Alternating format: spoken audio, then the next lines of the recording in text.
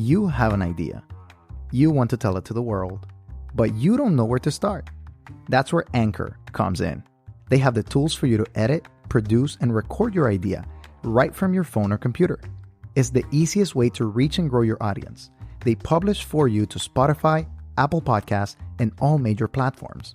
And to top it all off, they match you with advertisers so you can earn from your passion and your wonderful idea. So tell me, what are you waiting for? Download the Anchor app or go to anchor.fm to get started and follow your dream.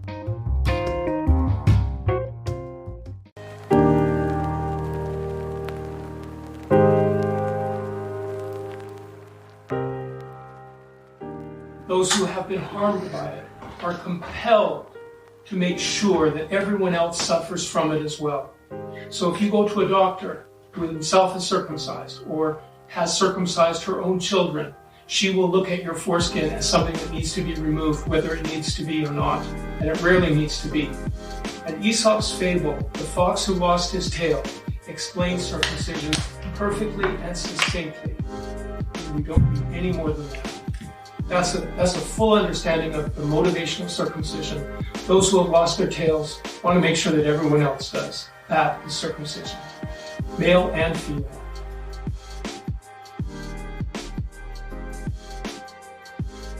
Welcome back, everyone, to Disruptive Adventism. Today, we're bringing a couple of guests that are here in my living room, and the audio is going to sound very different than usual.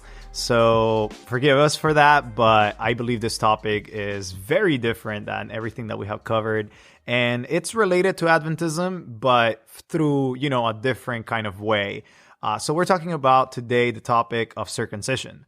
And not in a theological way. We're not going to get into what the Bible says, but we're going to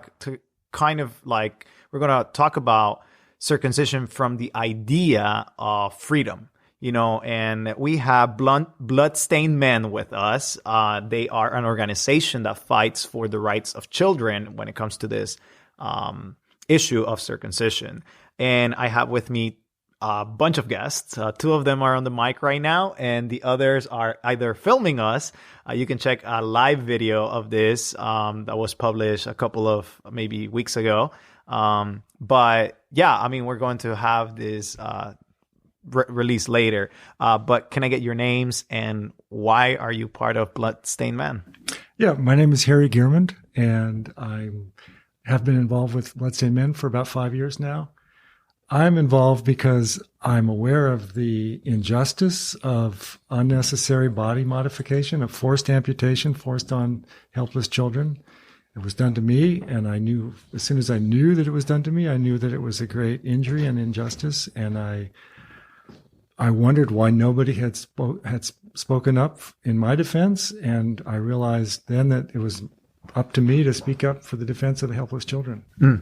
And my name is James Rigdon. I've been active with Bloodstained Men for almost 2 years now. I was actually very for circumcision a few years ago when my wife was pregnant with my son. And after extensive research and studying, I actually learned that it was a very essential and important body part to have. And so we kept my son whole, and I've just been speaking up and activating ever since, speaking up for the rights of boys. Now, when it comes to this topic of gender mutilation, right, and circumcision as a whole, a lot of people usually go the religious route. Just talk about the idea of that, hey, Jews or any other belief or religion that kind of goes and practices this is helpful for them or, for any spiritual reason. So how you guys interact with that? Okay, so here in the United States, we have the concept of freedom of religion. And that means you get to choose your own religion. Nobody can force you to join their religion. And when you carve your religion into somebody else's body, that violates his right to his own freedom of religion, because you can never undo the damage. You can never get back what's lost after part of your body's cut off. So, based on the idea of freedom of religion, boys no matter what the beliefs of their parents are, the boys should be protected until they're old enough to make a decision for themselves if they want their bodies to be permanently modified or not. Now, you said that you had the experience. I mean, you may not have been cognizant at the time of what was occurring to you, but you were circumcised. And yeah, can you expound on how has it maybe how has it been since there? How has your life changed? Well, I was circumcised as an infant, and my mother told me that I was inconsolable afterwards, that I wouldn't stop crying. I know that I was traumatized, and there's no doubt in my mind that was a deep trauma that was written into my brain. And it happens to every child. Trauma early in life affects your whole life. It doesn't get erased. Even if you've forgotten it, it's still there. The trauma is still there. The damage is still there. And so nobody should be subjected to that kind of abuse when they're babies. That just shouldn't happen. Unless they choose to. When they're of age of consent, that's a different matter. And so right now in Iceland and in Denmark, the parliaments are working on laws to protect boys from genital mutilation, from circumcision, until they reach an age where they can make a decision. And I think in Iceland, they decided that the age of 13 was old enough for the boy to decide. I think 18 is right, but either of those is better than without any kind of consent. Why do you continue to push for this? I mean, there's like an inherent idea of human rights when it comes to this.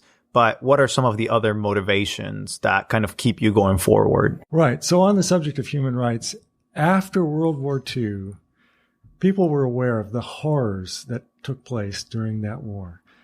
And the United Nations was formed. And one of the first things that happens, the United Nations Universal Declaration of Human Rights was established.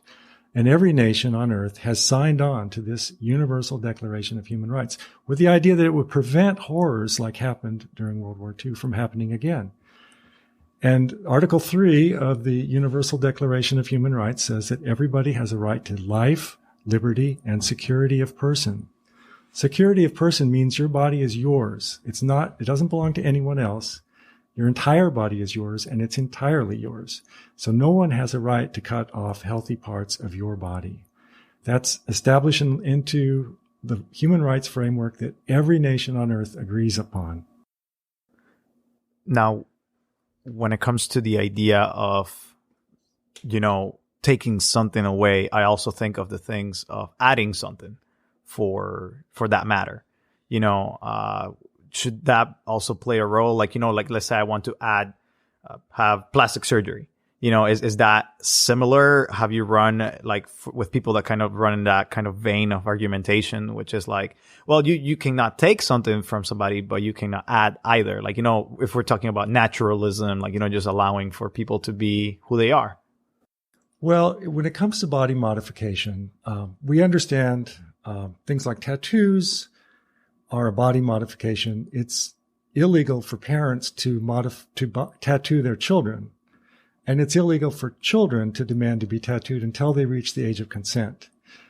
And so the same would probably go for breast implants. The parents couldn't do that to their daughter, and the daughter couldn't request it, I think, until she reaches the age of consent.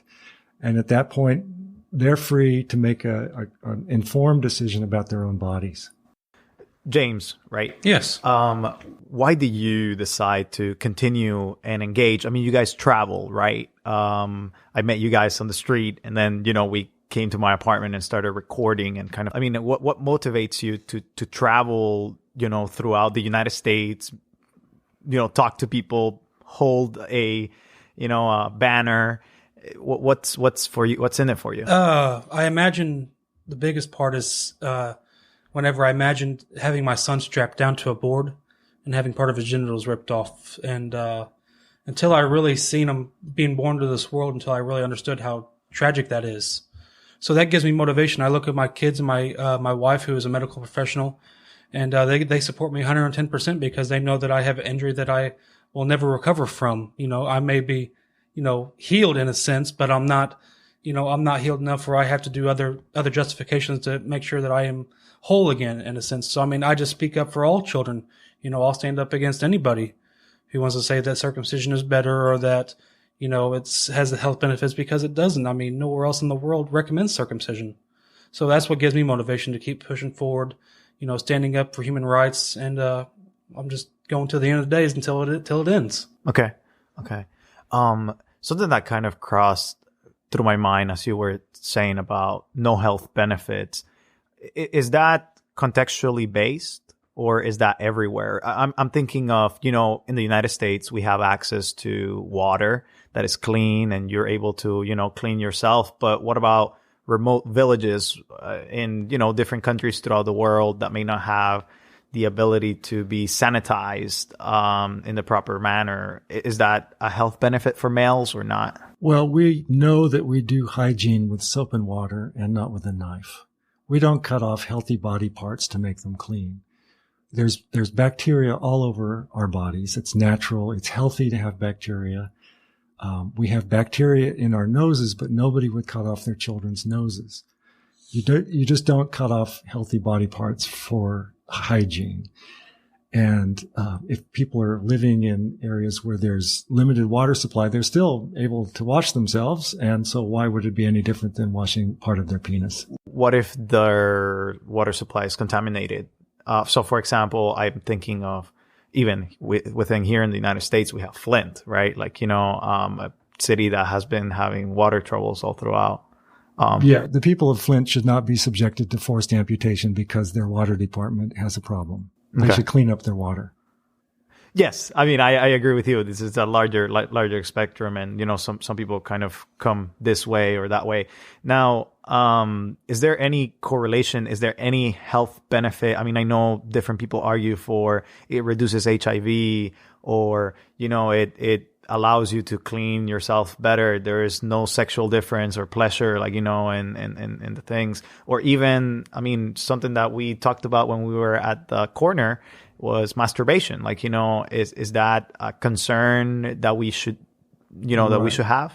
So, we know that circumcision was introduced in the United States in the 19th century when they didn't understand the germ theory of disease. They thought disease was caused by nervous excitation.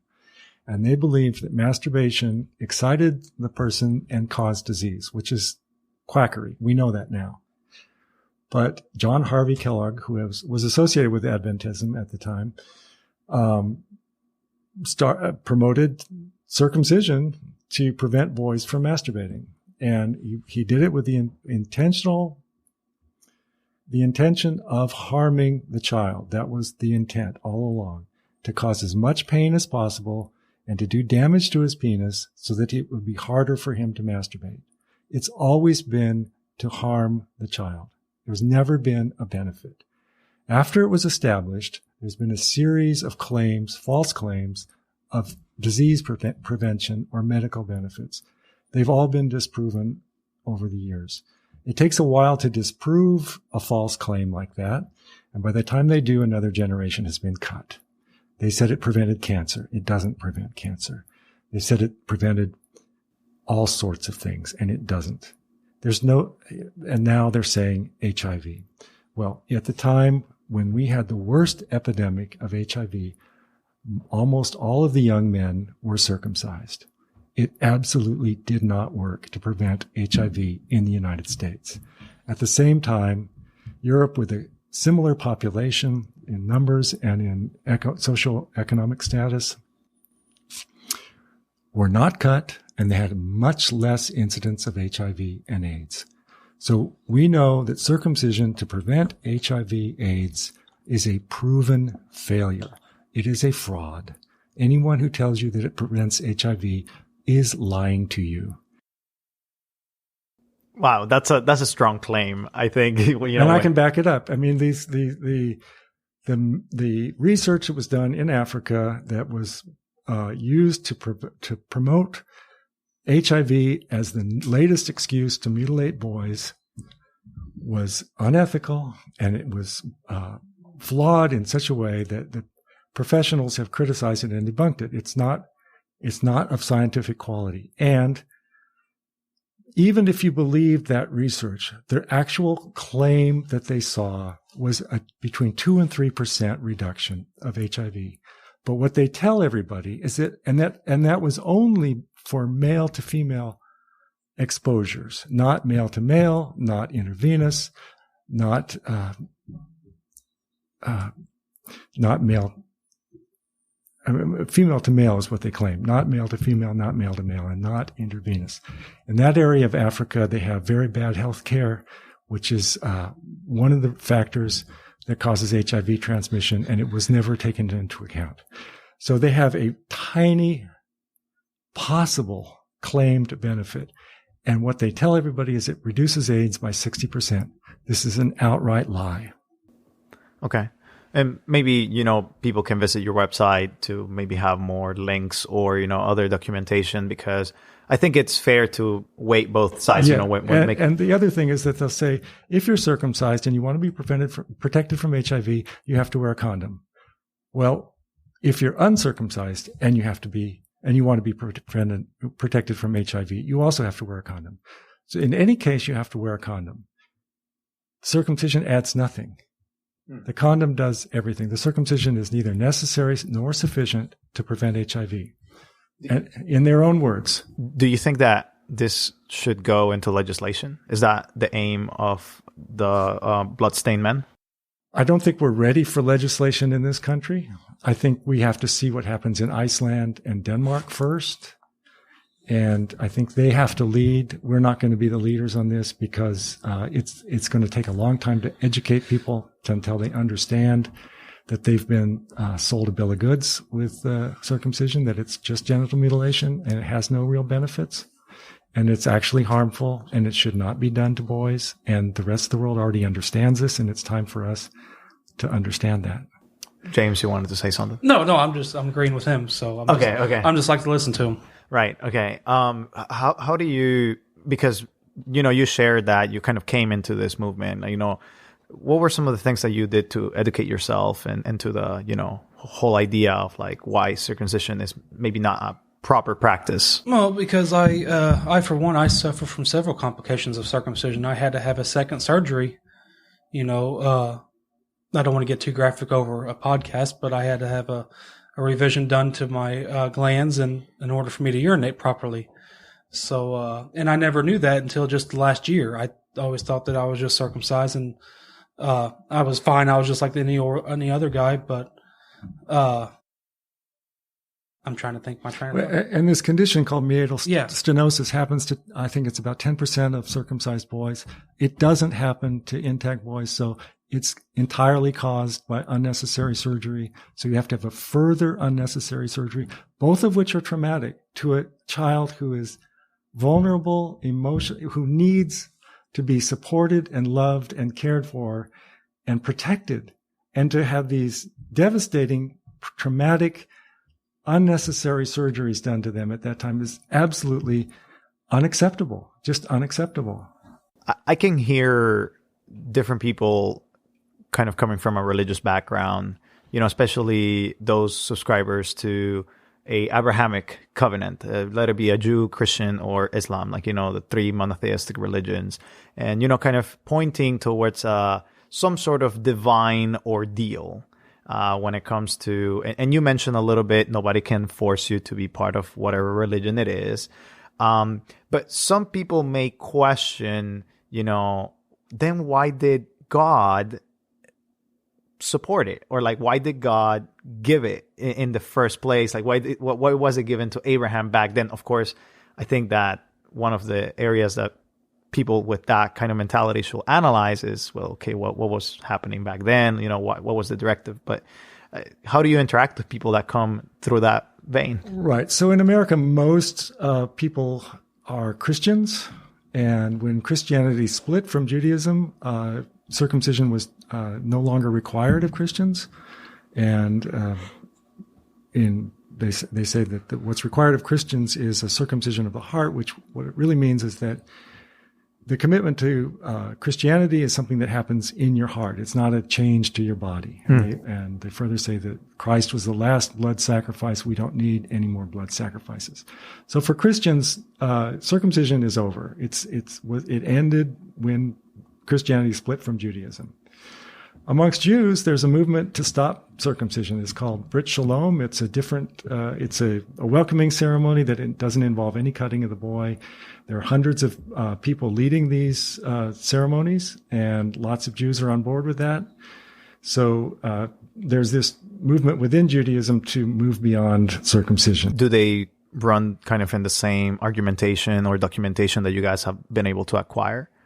Or is it a little bit different? Because it's so entrenched within Judaism that I will say, like, you know, it's kind of like in America, 4th of July, people eat apple pie. Like, you know, that's just kind of one of the traditions. Or like Thanksgiving, people eat turkey. You know, and to change that, it takes putting images or things that, you know, proving people that it's maybe not be helpful or certain things like that. So are you guys connected, talk, or, you know? We do talk with Jewish leaders who oppose the continuation of circumcision. A lot of the leading intellectual writers and thinkers on the topic of ending circumcision are Jews. So they, there's a strong movement within Judaism to end circumcision, and they provide a lot of the intellectual firepower to the rest of us to do what we do and educate people about protecting boys from unnecessary genital cutting. So is your movement only focused on this issue? Is it a one movement, one issue focus? Right. We have our hands full. I mean, we have limited resources, and this is a hard problem, and it takes all we can do just to focus on this one issue. Right. Yeah.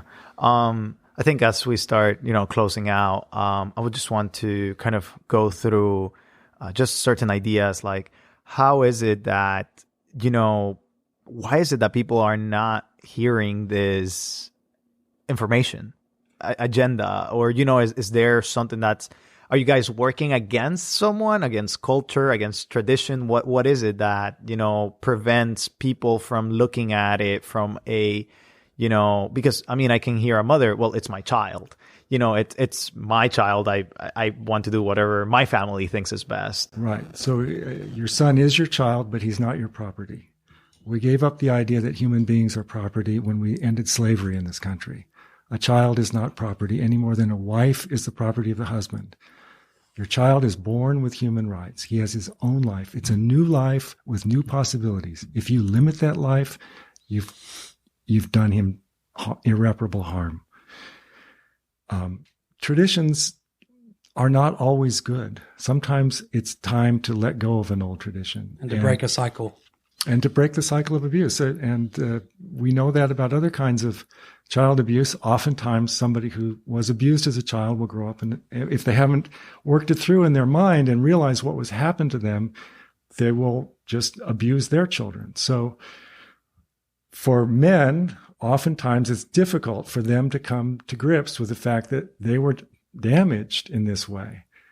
For cut men, and that, there's a sense of betrayal, that the people that they loved and trusted the most had caused a permanent, irreparable injury to their bodies. And for them to come to grips with this, it's very painful. But if they fail to come to grips with it, they can just unconsciously do it to their son and keep the cycle going. Anytime you break the cycle of abuse, somebody has to become aware that they were abused and say, this ends with me, as James has done. And I can agree with that completely, because I was on that podium. I was, I thought whenever I found out my wife was pregnant and we were having a boy that, whenever she first brought up circumcision, I said, no, there's no question about it. He's going to be circumcised. I was just like any other American guy. He should look like his daddy. It's cleaner. It has all these health benefits. And then the more I started, we started moving along with the pregnancy, things got bad. I was very stubborn, and I said a lot of stuff I now regret. And I'm glad that, my wife held in there and, stood up to me, because that's what it takes for here is for, most of the time it's moms standing up to their husbands and, saying, listen, we need to protect our son. We don't need to welcome into the world with a knife. Let's welcome him into with love and care, and, until I finally understood that and finally looked at it and seen him born, I finally understood that no one would harm my son, and that he was perfect just the way he was. He's almost 3 years old now, and he's happy, he's healthy, and that's all that matters. So, as I listen to you, I think that you have a very deep story, because, you were a proponent of it, right? And then you kind of came out of this through information or everything. And I think that that's the journey that you're talking about when it comes to breaking cycles and breaking traditions. Yeah, I am. I broke a vicious cycle. I mean, I was raised around a very abusive kind of situation. I don't want to go into great detail, but I mean, I've broken a cycle on a few things, but this is by far the most important that I've broken, just because I know my great-grandfather was intact. But I mean, as far as the cycle broke down, I mean, I know my father is still very reluctant. He don't really want to talk about the subject with me. He takes it very personal, which, I mean, as do a lot of men. But I've had great conversations with some fathers that, are like, listen, we just had no idea. We just thought this was the best thing to do. And I don't blame any parents for having their children circumcised, because, I mean, they just thought what they were doing was best for their children. And, that's what I thought as well, that I should circumcise my son because it's best for him. But, as Phil, I understand is that I don't own my children. I have a responsibility to make sure they are properly taken care of, that they have a roof over their heads, and to make sure they are safe. But it's their body in the end. I mean, my son has a right to decide. And if my son comes of age and he says, listen, Dad, I want to be circumcised, listen, son, do the research, and, you're an adult. You can do what you want. But until that period, I'm going to continue to protect him. And then if he wants to make an adult consent later on in life, then that's on him.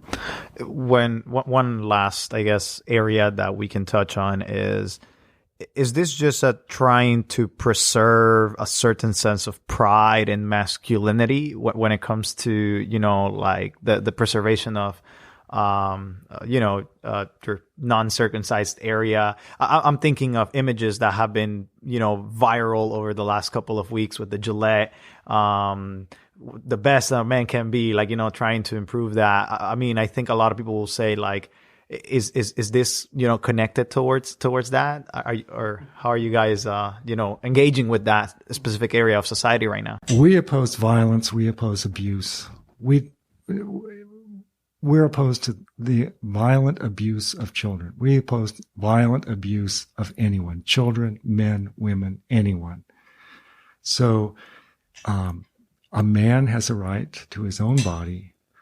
A woman has a right to her own body. Nobody should ever be subjected to violence or abuse. And a child, especially, children can't defend themselves. It's up to the rest of us to defend children, because they're not able to fight back. Well, thank you very much, guys, for, just talking about this. It's been eye-opening, just to hear about this. And I think, I hope, that the audience that's listening to it may reconsider or, kind of investigate a little bit more before practicing something like that. Something that we do in our podcast is we like to give the final thoughts to our guests. So if you guys want to say anything from, A to Z, whatever it is, go ahead. If you're going to have a child, if you're going to first research circumcision, we invite you to come to our website, bloodstainedmen.com, or a very helpful website for researching circumcision is yourwholebaby.org. It's got great information for young parents. Do the research early so that you're able to protect your son when he's born. Sometimes doctors badger parents into circumcising boys, and you've got to be ready for that before your son is born. Yeah, I would say the same thing. I mean, if you don't want to take our word, that's fine. I mean, just do the research on your own. Like I said, there's tons of websites out there. You can start with the basic anatomy of the foreskin and see how beneficial it is at foreskinfunction.org. We actually have links on our website, like I said, at bloodstainedmen.com. And if you feel that you have protected your son and you want to speak up more about it, you can check up on our upcoming events, and we can go to events together and we can meet you all and go forward to the next day. You've been listening to Disruptive Adventism. We hope that today's topic helped you to think and change something about your practices, about your faith, about your Adventism. If you want to subscribe, make sure to go to Apple Podcasts, Spotify, Google Play, or wherever you get your podcast. We'll be there. And make sure to give us a review if you like what you're listening to. If you want to support, make sure to go to patreon.com/disruptiveadventism. It helps us pay our bills and produce the content that you're listening to. And if you want to socialize, make sure to like us on Facebook, follow us on Instagram or on Twitter. And hit us up whenever you need anything. We'll be there to support you. Thank you for listening today. We hope you join us next time. And as always, we invite you to be disruptive.